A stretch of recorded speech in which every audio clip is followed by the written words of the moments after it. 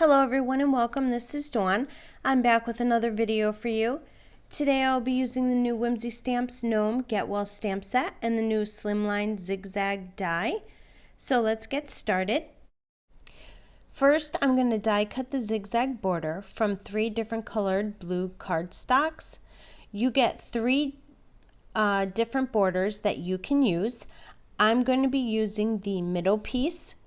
Then you get this flat border edge you can use, and this last piece you have the zigzag border that you can make as wide as you want, so it's a very versatile die that doesn't waste any paper. Then I die cut a piece of blue cardstock and a piece of white cardstock using rounded cornered rectangle dies. I make the blue one a little bit bigger than the white one.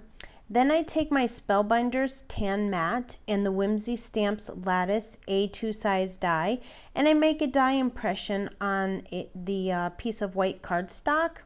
I lay the cardstock onto the Tan Matte and I place the die over the top of it and I run it through my die cut machine. Then I set all the pieces aside for later. I already stamped my gnome with Copic friendly ink, and then I cut it out using my brother's Scan and Cut to save some time, but you can easily fussy cut this image out. I'm going to color in the gnome's hat and shoe with B26 Cobalt Blue. I go around all the edge of the hat, and then I use the B24 Sky Blue to color the inside of the hat and blend as I go. I'm not doing anything special for the coloring, so I'm just going to kind of fly through all of it.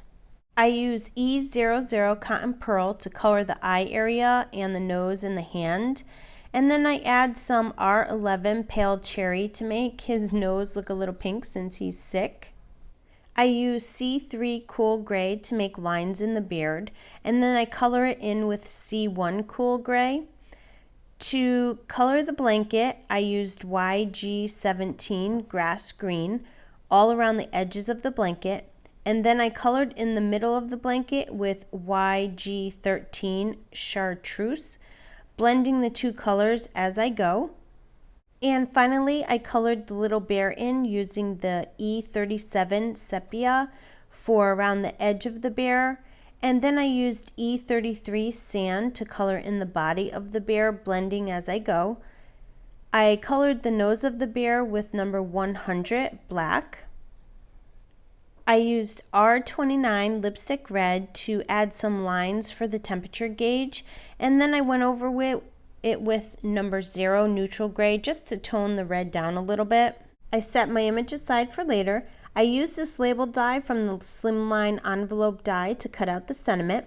I want to heat emboss my sentiment, so I prep my paper with my embossing powder bag. Then I stamp the image with white pigment ink. I pour white embossing powder over the white ink, and then when my heat tool is good and hot, I heat emboss the sentiment. Now the fun part, I get to assemble the card.